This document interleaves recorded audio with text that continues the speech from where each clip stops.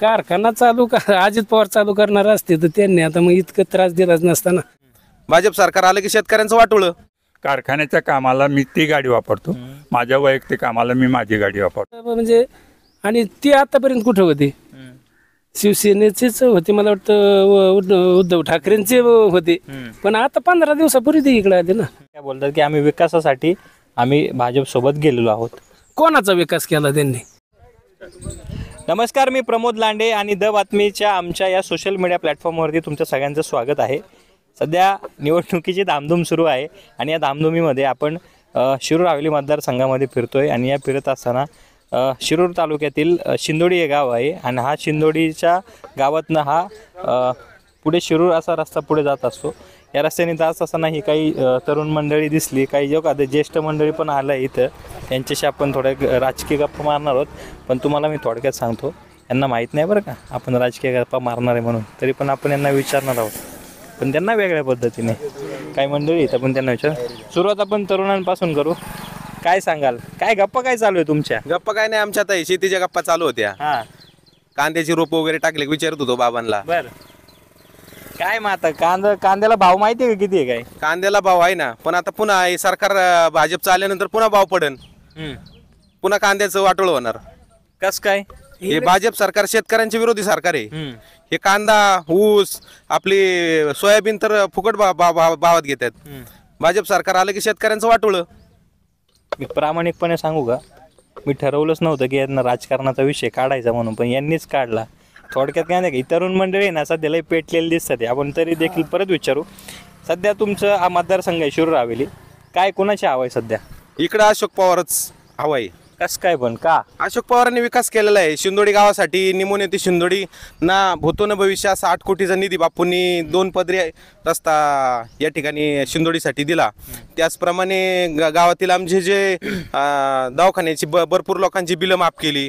त्याचप्रमाणे अजून शिंदोडीत आमच्या MIDCच्या दिशेला एक नदीचं ज्या टायमाला पाणी खाली गेलं होतं, पूर्णपणे शेतकऱ्यांच्या मोटरी बंद झाल्या होत्या, चाराचं काम बापूंनी आम्हाला त्या टायमाला करून दिलं होतं. अशी बरीच कामं आहे बापूंची शिंदोडी गावामध्ये, त्यामुळे शिंदोडीत बापूच चालणार. तुमचं एकंदरीत वय काय? एकंदरीत तुम्ही ज्या पद्धतीने बोलताय ना, असं खूप अनुभवी असल्यासारखं बोलताय, पण वय काय तुमचं? माझं 28 वर्ष वय. एवढ्या कमी वयात एवढं प्रगल्भ? हो. कस काय आता कसं सांगू आता ते. राजकारणावर जरा तुमचा दांडगाच अभ्यास दिसतोय. नाही, आता मी शेतकरी आहे, राजकारणात असं आहे, बघूनच अभ्यास येतोय ना. जस्ट राजकारणी आहे का काय? नाही, राजकारणी नाही, मी शेतकरी आहे. अच्छा. शेतीत अजून काय काय उत्पन्न काय काय? माझ्याकडे ऊस आहे, आता कांद्याची रोपं टाकलेत आणि कांदा आणि ऊसच एवढं उत्पन्न घेतो मी. तुमच्या भागात तुमचा जो भाग आहे, गाव शिंदोडी गाव, या शिंदोडी गावामध्ये आणखीन काय काय उत्पन्न काढलं तर शेतीमध्ये? शिंदोडी गावात आता काही लोकांनी, आमच्या शेतकऱ्यांनी द्राक्ष लावलेली आहे, डाळिंब लावलेली आहे, ऊस जास्त प्रमाणात असतो आमच्याकडं, पुन्हा भुईमुगाचं पीक घेतलं जातं, कांद्याचं पीक घेतलं जातं. अशा प्रकारचे आमचं गाव म्हणजे शेती पाणी आहे गोड धरणाचं, त्याच्यामुळे आमच्याकडे शेती हा प्रमुख स्रोत आहे आम्हाला. तुम्ही पण शेतीच करा? हो, मी पण शेतीच करतो. आता 28व्या वर्षात तुम्हाला परवडते का शेती करायला? हो, शेती आता बाजारभाव असल्यावर शेती परवडती, परंतु आता इथून मागे जे भाजप सरकारने शेतकऱ्याचं वाटोळं केलं होतं, आता इलेक्शनमुळे बाजार दिलाय, पण आता पुन्हा जर सरकार सत्तेत आलंय भाजपचं तर पुन्हा शेतकऱ्यांचं वाटोळंच आहे. बाजारभाव मिळाला तर शेती परवडते, परंतु भाजप सरकार सत्तेत आलं की पुन्हा शेतकऱ्यांचं वाटोळं होतं, मग पुन्हा आमचं कुटुंब उद्ध्वस्त होते. राज्यात मग आता सध्या निवडणुकीची जी रणधुमारी सुरू आहे, आता अगदी काही दिवसांवरती मतदान देखील होईल आणि निकाल देखील लागणार आहे, तर राज्यात कोणाचं सरकार येईल काय वाटतं एक शेतकरी म्हणून? आम्हाला तर सरकार आहे ना, उद्धव साहेब ज्यावेळेस मुख्यमंत्री होते, महाविकास आघाडीचं सरकार होतं, तेच सरकार आम्हाला महाविकास आघाडीचं सरकार यावं असं वाटतं शेतकऱ्यांना.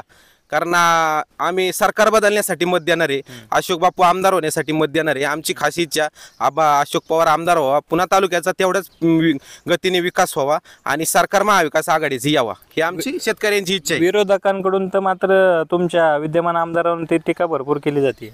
विरोधकाकडून आता ते टीका करणारच आहे, शेवटी आता त्यांना निवडून येण्याची इच्छा आहे, परंतु बापूंचा विकास एवढा आहे की बापूंना जनता निवडून आणल्याशिवाय राहणार नाही.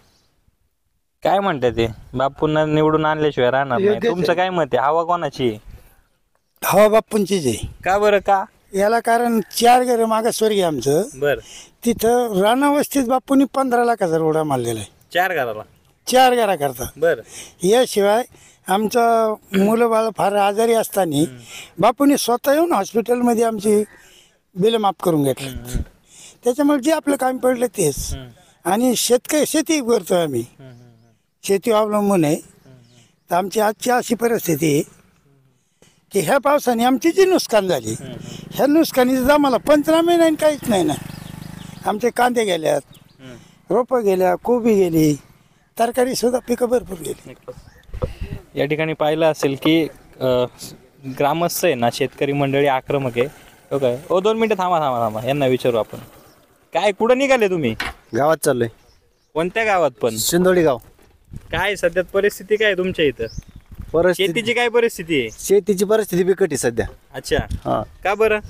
काय शेतमालाला बाजारभाव नाही हम्म, आणि खत खूप महाग झालेत. हम्म. त्याच्यामुळे सध्या शेतीचं काम म्हणजे परवडण्यासारखं नाही. नाही का? फळ जीव जात नाही म्हणून बळच जगायचा असा विषय सध्या तरी चाललेला आहे. तुम्ही शेतकरी आहे का? शेतकरी आहे. दुसरा व्यवसायच नाही? दुसरा नाही व्यवसाय, फक्त शेती. काय शेतात काय काय पिकवता? शेतात ऊस असतो, तरकारी कोबी फ्लावर असतो, कांदे लावतो. अच्छा, हा, सगळ्या बाजार भाव मिळतो काय मालाला? नाही ना भेटत, बर, बाजारभाव भेटत नाही म्हणून तर आम्ही नाराज आहेत ना. बाजार भाव कोण ठरवतं? बाजारभाव सरकारच ठरवतं ना. आता सरकार कोणाचं राज्यात? सरकार याचं युतीचं सरकार आहे, मग भाजप सरकार. भाजप सरकार म्हणजे शेतकरी विरोधी सरकार. त्यांना शेतकऱ्यांचं काहीच घेणं देणं नाही, त्यांना फक्त शहरी भागाच पाहिजे. शेतकऱ्यांचं काही घेणं देणं नाही. शेतकरी मेले तरी चालतील, त्यांना फक्त शहरी भाग खुश राहायला पाहिजे. मग तुम्हाला आता काय वाटतं की सरकार कोणाचं येईल? तुमच्या मतदारसंघामध्ये कोण पुन्हा आमदार म्हणून निवडून येतील? सरकार तर पवार साहेबांचं झालं पाहिजे. ज्यांना सर्वसामान्य माणसांची, ज्यांना जाणे, शेतकऱ्यांची खरोखर जाणे, त्याच माणसं सरकार आलं पाहिजे. आणि इथं अशोक बापूच निवडून आले पाहिजे. खरोखर कामाचा माणूस आहे. हा रस्ता म्हणजे शहराच्या ठिकाणी जसा रस्ता नाही ना, असा 8 कोटीचा रस्ता निमोनी ते शिंदोडी रस्ता झाला. हा रस्ता जो दिसतोय ना, हा रस्ता तसा आमच्यासारख्या शेवटच्या टोकाच्या गावाला रस्ता मिळणं म्हणजे अशक्यच गोष्ट होती. असा रस्ता मिळाला आम्हाला. तुमचं जे गाव आहे शिंदोडी गाव आहे, शिरूर तालुक्यातलं शेवटचं टोक आहे का? शेवटचं गाव आहे आमचं. अच्छा, तसंच दवाखान्याच्या बाबतीत आहे ना, माझा वैयक्तिक असा अनुभव आहे. कोरोनाच्या काळामध्ये माझ्या घरामध्ये 4 पेशंट होते, आई, वडील, मी आणि माझा भाऊ. तर आम्ही 3 जण नावऱ्यामध्ये ॲडमिट होतो आणि वडिलांची परिस्थिती जरा जास्त बिकट झाली होती. त्यावेळेस म्हणजे बेड, आपला ऑक्सिजनचा बेड आणि व्हेंटिलेटरचा बेड तो मिळत नव्हता. त्यावेळेस फक्त बापूंच्यामुळेच तो बेड मिळाला. अगदी म्हणजे पैशाची अडचण नव्हती, त्यावेळेस पैसे होते पण बेड मिळत नव्हता. त्यावेळेस बापूंनी रात्रीच्या 11 वाजता फोन करून सांगितलं. बापूंच्या माध्यमातून विकास लावांडे असतील यांनी सहकार्य करून औंध हॉस्पिटलला फ्रीमध्ये बेड मिळाला. नाहीतर आमचे कमीत कमी 5 ते 10 लाख रुपये गेले असते. आणि पैसे जाऊन पण म्हणजे माणूस वाचण्याची गॅरंटी म्हणजे वाटतच नव्हती त्यावेळेस, असा विषय होता. त्याच्यामुळं बापूंच्या विषयी, हॉस्पिटलच्या विषयी तर खूप भरपूर काम आहे. काय तुमचं वय किती? माझं वय 29 वर्ष आहे. काय करता तुम्ही? शेतीच करतो. शेती. इथे सगळी शेतकरी मंडळी आहे हो, का? आता जवळपास मी इथं इथं सगळे या शेतकरी, परिसरात फिरतोय, ही सगळी शेतकरी, हो, हो, सगळी हो. तरुण असतील किंवा ज्येष्ठ असतील, सगळे सगळी शेतकरी मंडळी सगळे दिसतात. शेतकरीच आहेत. हो, काय मग शेतात काय काय आता? आता माझ्या शेतात ऊसच आहे. ऊस आहे का? ऊसाल भाव? भाऊ आता तरी आहे तसा, पण पुढील सरकार महाविकास आघाडी झालं तर याच्यापेक्षा चांगली परिस्थिती नक्कीच असणार आहे. हो, त्याकरता महाविकास आघाडी सरकार येणं खूप गरजेचं आहे. आणि त्यामुळं इथं आता स्थानिक उमेदवार महाविकास आघाडीचे अशोक बापू आहेत, तर बापूंना निवडून येण्याची गरज आहे आणि सर्वांनी त्यांना साथ पण देतील अशी या ठिकाणी आता परिस्थिती आहे चांगल्यापैकी. नक्कीच. या ठिकाणी एक मिनिट, आणखीन यांचं म्हणणं आहे. अजून एक माझ्या आताचाच एक प्रसंग घडला होता माझ्या बाबतीत. माझा वैयक्तिक अनुभव आहे. एक 8 दिवसापूर्वी माझं एक 1.5 महिन्याचं बाळ होतं, तर त्याला न्यूमोनिया झाला होता. त्या कारणाने मी त्याला केम हॉस्पिटलला ॲडमिट केलं होतं.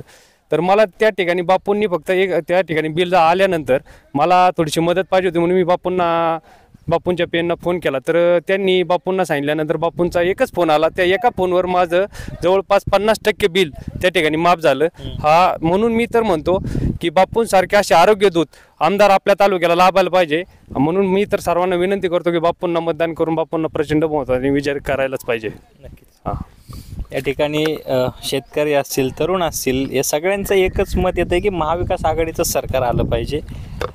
तिथं काही ज्येष्ठ मंडळी आहेत, सगळे टोपीवाले दिसतात हे. आणि टोपीवाले म्हणले की बातमी तिथं पोहोचणार आणि त्यांचं मत जे आहे ते घेणारच आहे.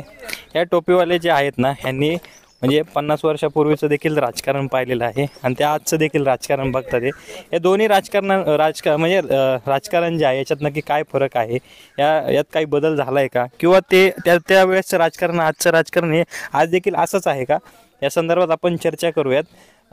मी थोडं बसतो कारण की चर्चा थोडा जास्त वेळ चालणार आहे. उभं राहण्यात माझी तेवढी क्षमता नाही आहे, पण यांच्यात आजही क्षमता आहे की लोकशाही जागी ठेवण्याची. काय सांगाल बाबा, हवा कोणाची आहे सध्या तुमच्या मतदारसंघामध्ये? आमच्या मतदारसंघात आता राष्ट्रवादी शरद पवार का यांचीच. आता पवार साहेबाचा आम्ही 72 पासून आम्हाला ज्या वेळेपासून आम्हाला कळतंय ना 73 पासून मी पवार साहेबचा पाहतो. त्यांचं सगळंच आहेच ना तसं. ते जो उमेदवार देतील त्यालाच आम्ही, साधे पंचायत समिती असेल, कारखाना असेल, जेलबी असेल किंवा कधी बी, ते जे उमेदवार आमदार विधानसभेला सुद्धा ते उमेदवार देतील त्यांच्याशिवाय आम्ही दुसऱ्याला मतदान करतच नाही. कारण त्यांनी आत्तापर्यंत आम्ही पाहतोय, आता या नवीन मुलांना किंवा माहीत नसतात, रांजणगावला जर आम्ही गेलो ना कधी किंवा कारेगावला, तर एक चहा सुद्धा मिळत नव्हता. चहा प्यायला रात्रीचं कधी माल. ही कधीची परिस्थिती आहे? ही परिस्थिती साधारण 78-80च्या दरम्यानची परिस्थिती. पण तिथं आज तुम्ही पाहा ना, ही कोणामुळं झालंय? हे सगळं पवार साहेबामुळं. पण आज त्याची जाणीव काही लोक ठेवत नाहीत म्हणजे. आणि त्याच्यानंतर पुन्हा त्यांनी सुरुवातीपासून जर नाला बिल्डिंगचं कर्ज माफ केलं तर त्यांनी, आता हे विषय बरेच लोकांना माहीत नसेल, पूर्वी नाला बिल्डिंग त्याच्या शेतात टाकलेल्या होत्या. सुरुवात त्यांनी कर्जमाफी करायची पवार साहेबांनी त्यावेळेपासून गेली. मुख्यमंत्री झाले 78 साली. त्यावेळेसचं राजकारण आणि आताच्या राजकारणामध्ये काय तुम्हाला फरक वाटतो? काय बदल झालाय? त्यावेळेचं राजकारण थोडं मूल्यनिष्ठ होतं किंवा कसं, पण आताचं राजकारण सगळं चिखल झालंय. आताचं राजकारण म्हणजे आता समजा तसं हे नाही करता येत, पण उद्धव ठाकरेची शिवसेना असताना एका रात्रीत पळून गेले किंवा त्यांची शिवसेना असून ह्यांना शिंदेंनी फोडून घेतली, तसंच झालं. पण सरकारने तर विविध योजना आणल्या, त्यांनी विकास कामांच्या बाबतच ते म्हणतात की आम्ही वेळोवेळी कुठेही सभा झाल्या किंवा कुठेही जाहीरपणे सांगताना ते काय बोलतात की आम्ही विकासासाठी आम्ही भाजपसोबत गेलेलो आहोत. कोणाचा विकास केला त्यांनी? म्हणजे आतापर्यंत समजा 2-2.5 वर्षात शेतीला काय, कांद्याला आत्ता समजा हे लोकसभेला ज्या वेळेस त्यांचे 31 खासदार आले ना विरोधकांची, तिथून पुढे यांनी कांद्याला बाजार ठेवली किंवा काही ही लाडकी बहीण आणली. नाही तर तो आत्ता विधानसभेला हे नसतंच. लोकसभेला जर त्यांची एवढी सिद्ध पडली नसती ना, तर दुधाचे बाजाराचं काय म्हणजे उत्पादन खर्च तरी येतो का? कांद्याचं हे तसंच. किंवा आता 5 वर्षापूर्वी किंवा आपले मागच्या 3-4 वर्षापूर्वी कांद्याला काय बाजार होते? कधी 30-40च्या पुढे जाऊन दिले का? किंवा सुरुवातीलाच तर 10-11 राहायचे ना. मग पवार साहेबांच्या विचाराने बाजार वाढत होते पूर्वी साहेब असताना. 10 वर्ष साहेब कृषी मंत्री होते, त्यांनी कधी असं इतकं शेतकऱ्यांचं हे होऊ दिलं नाही. आणखीन देखील शेतकरी आहेत, आपण त्यांच्याशी बातचीत करूयात की ही ज्येष्ठ मंडळींचे ना मतं घ्यायला आहे ना जरा बरं वाटतं, कारण की यांनी बराच काळ राजकारणाचा पाहिलेला आहे. काय बाबा, काय परिस्थिती आहे सध्या तुमच्या इथं? काय परिस्थिती, आघाडीला अनुकूल हे आमच्याकडे. कोण आहे उमेदवार, कोण आहे आघाडीचे? आघाडीचे उमेदवार अशोक बापू पवार. कशी आहे मग त्यांची हवा? हवा चांगलीच आहे त्यांची हवा. काय मग विरोधक देखील प्रचार करतात, ते काय त्यांची आवाज नाही का? नाही, ज्याच्या बाजूने पटवून देत असतात ते पैसे, पण तसे बापूंचीच हवा आहे चांगली. म्हणजे असे काय राज्यात काय परिस्थिती, काय कशी राहील, कोण निवडून येईल राज्यात, कोणाचं सरकार येईल? आघाडीचं सरकार येणार निवडून. त्याच्याबद्दल महायुती सरकारने ना बऱ्याचशा योजना आणल्या. आता लाडकी बहीण योजना आणली, त्यानंतर त्यांनी आता सध्या दुधाला 35 रुपये देखील भाव दिलेला आहे. काय त्या फसवे योजना सर्व ते तात्पुरते. ही आता हे काय लाडकी बहीण का टिकणार आहे काय? सगळं त्यांचं नुसतं मतदानापुरतं त्यांनी आता केलेलं आहे सगळं. आता काही त्यांचं हे नाही. व्यवसाय काय करता तुम्ही? मी आता काय शेतीच करतो. शेती काय शेतात काय काय? ऊस आहे, आता कांदा आहे. कांद्याला काय बाजार भाव? आता सध्या कांद्याला आहे बाजार भाव. काही कंडिशन आतापर्यंत इथून माग काहीच नव्हते ना असं. म्हणजे निवडणूक आली म्हणून त्यांनी वाढवला काय? हा, मग बाकीचं काय, ही निवडणुकीपुरतं त्यांनी आता हे केलेलं आहे. खरं आहे. नाही तर कांद्याची तर खूप अवस्था म्हणजे बेकार अवस्था होती. बाबांना एक प्रश्न विचारणार आहोत. बाबा काय सांगाल, आता सध्या शिरूर हवेली मतदारसंघामध्ये राष्ट्रवादी विरुद्ध राष्ट्रवादी अशी प्रामुख्याने ही लढत आहे.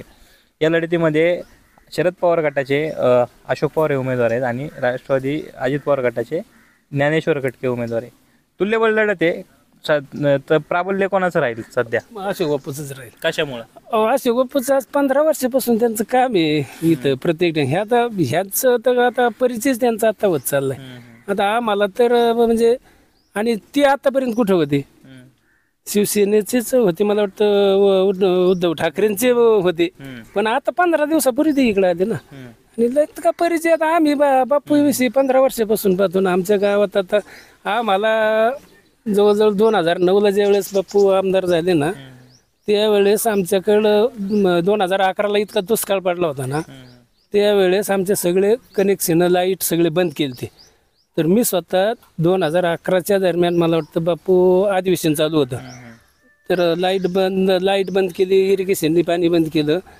तर बापूंनी त्यावेळेस जलनीतीचा एक हे होतं, रात्रीच त्यांनी जलनीती बदलली होती पूर्वीच्या लोकांनी. पूर्वीचं कसं होता जलनीती, सुरुवात पाणी पिण्याला, 2 नंबर औद्योगिकला आणि 3 नंबरला शेती द्यायची. तर मग आम्ही बापूंना फोन केल्यानंतर त्यांनी तिथं अधिवेशनात हा प्रश्न मांडून 2 नंबरला शेती घेतली आणि 3 नंबरला औद्योगिक केलं. मग ह्या जिहारच तो तसा गेला जलनीती बदल करून. तर त्यावेळेस नुसता फोन केल्यानंतर 2 दिवस आमच्या मोटरी बंद राहिल्या होत्या, पण त्यांनी हे केल्यानंतर मग औद्योगिकला पाणी बंद केलं ना, मग औद्योगिकचं तर पाणी बंद करून द्याय ना, 3 नंबरला होतं. मग शेतीचं सुद्धा त्यांनी बंद नाही केलं, मग पुन्हा शेतीला चालू ठेवावं लागलं. तर त्यानंतर लगेच मग त्यांनी हे करून आमच्या मोटरी चालू झाल्या. त्याच दरम्यान इतका दुष्काळ पडला होता ना, तर आमच्याकडं आता तिथली परिस्थिती तुम्हाला दाखवायला पाहिजे होती. इतका गाळ असतो ना, कमरा इतकं गाळ खसून आम्ही त्या मोटरीला फुटबॉलला पाणी पुरवायचो. मग असं पाहिल्यानंतर मग आम्ही बापूला एक दिवस तिथं सत्य परिस्थिती पाहायला नेली.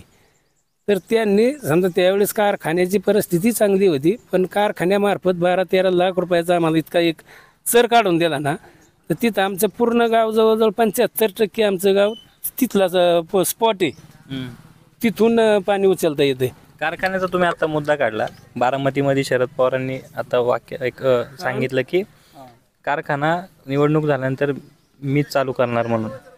पण नक्की कारखाना चालू कोण करणार, अजित पवार की शरद पवार? कारखाना चालू अजित पवार चालू करणार असते तर त्यांनी आता मग इतकं त्रास दिलाच नसता ना. कारखाना चालू शरद पवारच करणार. आणि कारखान्याचं जर सगळं पाहिजे असेल ना, तर कारखानाच मुळात इतका अडचणीतून तयार झालेला आहे ना. जवळजवळ 10-12 वर्षे कारखाना हा कोर्टातच पडला होता. त्यावेळेस ज्यावेळेस पवार साहेबांनी लक्ष घातलं त्यावेळेसच कारखाना चालू झाला आहे. मला वाटतं काहीतरी 87-88ची घटना असं नाही दादा असताना. पण दादांना सुद्धा म्हणजे बाकीच्या दादा कोण? रावसाहेब दादा, म्हणजे दादा त्यावेळेस अशोक पवारांचे वडील. अशोक पवारांचे वडील. हे दादा त्यावेळेस नव्हते एवढे. 91 साली त्यांना मतदान दिलं आम्ही. यांना हे दादा म्हणता तुम्ही, अजित दादा. तर त्यावेळेस त्यांना सुद्धा 10 वर्ष इतका त्रास झाला ना, कारखान्याची मंजुरीच मिळत नव्हती. मग शेवटी सगळ्यांनी विचार करून पवार साहेब जायचं ठरलं. मग त्यावेळेस साहेबांनीच मंजुरी दिली आणि नारळ फोडून कारखाना सुरळीत चालला. पण आता ते कारखान्याचं काय आमच्या ते हेच असं वादिवादात 10-15 वर्षे कारखाना चांगला चालला. काय झालं असेल ती त्यांना माहिती, पण इतकी परिस्थिती नको होती व्हायला. पण को जनरेशनमुळे झालं असं म्हणतात. मग आता होईल आता, पण पवार साहेबांनी शब्द दिला म्हणल्यावर कारखाना पुढच्या वर्षी चालू होईल, 100% चालू होईल. हे विश्लेषण आहे ना अतिशय मार्मिक असं होतं. आणि या विश्लेषणाच्या माध्यमातून आपण एक पाहिलं असेल की या शेतकऱ्यांची जी भावना आहे ती अतिशय म्हणजे भावनिक असं त्यांनी केलेलं आहे. त्याच पद्धतीने शरद पवारांनी ज्या पद्धतीने तो कारखाना सुरू केला त्याच नंतर या ठिकाणी पाणी कसं आलं या ठिकाणच्या देखील प्रतिक्रिया त्यांनी दिलेल्या आहेत. आणखीन काही शेतकरी आहेत किंवा ज्येष्ठ मंडळी आहेत, आपण त्यांच्याशी बातचीत करूयात. थोडे वयस्कर वाटतं ते. काय वय काय तुमचं?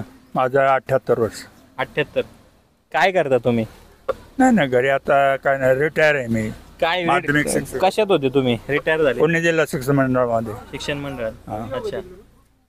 शिक्षक म्हणून होतो आणि 2005 मध्ये रिटायर झाल्यानंतर घरीच असतो. हो. सध्या विधानसभेची रणधुमाळी सुरू आहे. महाराष्ट्रात आता निवडणूक लागलेली आहे. एकीकडे महाविकास आघाडी, दुसरीकडे महायुती. काय सध्याची त्यावेळेस आणि यावेळेसची परिस्थिती कशी वाटते आता? आता राजकारणावर बोलण्यासारखं नाही राहिलेलं आता, कारण कोणी कोणाचं स्थिर नाही राहिलं, पक्षनिष्ठा नाही राहिली. जो तो आपापल्या सोयीनुसार पक्षांतर करतो.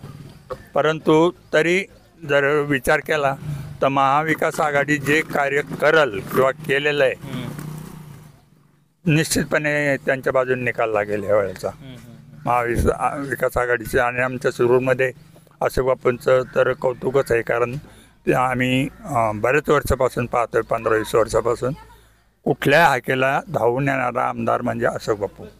आपले किती समस्या असो, मग दवाखान्याचे असो, आडले निडले गोरगरिबांचे बिल असोत, किंवा कुठं नुसती डीपी जरी खराब झाली 24 तासात डीपी देणारा आमदार म्हणजे अशोक बापू. तो अशोक बापूला मानणारा वर्ग या गावामध्ये फार आहे आणि मतदानसुद्धा अशोक बापूंच्या दृष्टीने होणार आहे. तुम्ही सांगितलं की तुम्ही शिक्षक म्हणून काम केलेलं आहे.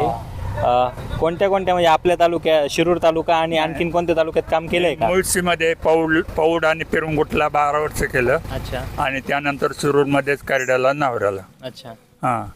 आणि दुसरं म्हणजे मुळशीत असताना आंबेगावचे आता जे तरुण तडफदार आमदार होऊ इच्छितात देवदत्त निकम, तो माझा विद्यार्थी आहे. अगदी लहानपणापासून तो आमच्याकडे असत. त्याचे काका मुख्याध्यापक होते पिरुंगुटला. आणि देवदत्त अशी मुलं बरीचशी त्यांच्याकडे शिकायला असायची. तेव्हा देवदत्ताला मी 5वीपासून ओळखतो. अतिशय तडफदार, शेती त्यांची तशी बेताचीच होती, जिरायत होती. परंतु या मुलाने स्वतःची शेती इतकी डेव्हलप केली की परिसरामध्ये ते आदर्श निर्माण झाला ते. आणि तसं तो लढाऊ आहे, गरीब शेतकऱ्यातला आहे, प्रामाणिक आहे. आणि अतिशय गावोगावी त्यांच्या संपूर्ण आंबेगाव शिरूरमध्ये देवदत्तची हवा आहे आणि देवदत्त निवडून येईल अशी आम्हाला खात्री आहे. आता तुम्ही म्हणताय की शिरूर आंबेगावमध्ये देवदत्त निकम निवडून येतील, त्याचप्रमाणे शिरूर हवेलीमध्ये काय परिस्थिती राहील? नाही, शिरूर हवेलीला अशोक बापू हमखास, त्याच्यात काय तोड नाही. कारण किती विरोधक असले तरी त्यांनी पाहिलेत ना, आता साधा निमुण्यापासून सुंदुडीपर्यंतचा डबल कॉन्क्रीट रोड हा अशोक बापूमुळे आला. म्हणजे MIDCच्या मागे लागून बापूने ती 8 कोटी रुपये मंजूर करून घेतले आणि तो रस्ता, आणि इव्हन तो आता MIDCकडे जाणारा रस्ता आहे. आमच्या गावाला तो जात नव्हता, तरी बापूंनी सांगितले की हा पुढचा 2 किलोमीटर रस्ता गावापर्यंत पोहोचा तुम्ही. त्यांनी केलं, मात्र चांगलं काम केलं. बाबांचं वय एकंदरीत पाहतात, त्याचप्रमाणे त्यांचं जे काही प्रोफेशन आहे, थोडक्यात काही शिक्षक होते. ते शिक्षक मंडळी म्हटलं की अभ्यासू, आणि त्यावेळेसच्या राजकारणावरती आणि आताच्या राजकारणावरती यांचा मोठा अभ्यास देखील आहे. आणि मुळात आता आपण मुळात शिरूर हवेलीची धामधुमीमध्ये आपण शिरूर हवेली मतदारसंघामध्ये आलो होतो. आणि त्याच नंतर त्या बाबांनी सांगितलं की शिरूर आंबेगाव विधानसभामध्ये जे उमेदवार आहेत देवदत्त निकम, हे त्यांचेच विद्यार्थी होते. तर याला एक धरून आपण एक प्रश्न विचारणार आहोत. आता जसे देवदत्त निकम आहेत तसेच होते का पूर्वी पण लहानपणी? नाही, तो शेतकरी कष्टाळू मुलगा चांगला. तो सरपंच झाला त्याच वेळेला फार संघर्षातून झाला सुरुवातीला त्यांच्या गावामध्ये, आणि पूर्णपणे संघर्ष करतच त्याचे वाटचाल आहे आतापर्यंत. आणि कामं लोकांची खूप केली. म्हणजे कारखान्यावर तुम्हाला सांगतो, एक अनुभव सांगतो. आमची लोक, मी घेऊन गेलो होतो त्यांच्याकडं. देवदत्त निकम चेअरमन होते. आम्ही बसल्यानंतर एक चमचा साखर आम्हाला दिली आणि एक थंड ग्लासाचं पाण्याचं. म्हणलं हे काय प्रकार? आमच्या कारखान्यावर चहाची टपरी सुद्धा तुम्हाला दिसणार नाही. या 2 गाड्या येतं, एक माझी वैयक्तिक आहे, एक कारखान्याची. कारखान्याच्या कामाला मी ती गाडी वापरतो, माझ्या वैयक्तिक कामाला मी माझी गाडी वापरतो. म्हणजे इतका नाही. आणि सांगितलं हे का याच्यामध्ये माझा डबा ठेवलेला आहे. म्हणजे स्वतःचा डबा घेऊन येणारा चेअरमन मला नाही वाटत महाराष्ट्रात कोणी असेल. तर देवदत्तांनी खूप चांगला आणि इतका डेव्हलप केला कारखाना. त्यानंतर काय आता राजकारणाचा बळी ठरला, त्यांच्याकडून कारखाना काढून घेतला, तरी मानणारे लोक फार आहेत त्याला आजही. नक्कीच. हां, शिक्षक म्हणलं की विश्लेषण करतच राहणार आणि ते काही थांबणार नाही. त्यांना एकदा माईक दिसला ना की त्यांची भाषणं सुरूच होतात. परंतु आपल्याला वेळेची मर्यादा आहे आणि या वेळेची मर्यादा लक्षात घेता आपण ही चर्चा आता इथेच थांबवणार आहोत. त्यामुळे द बातमीच्या या आमच्या सोशल मीडियाच्या प्लॅटफॉर्ममधून नवनवीन व्हिडिओ पाहण्यासाठी तुम्ही द बातमीच्या आमच्या सोशल मीडियाला लाईक करा, शेअर करा आणि सबस्क्राईब करायला मात्र विसरू नका. धन्यवाद.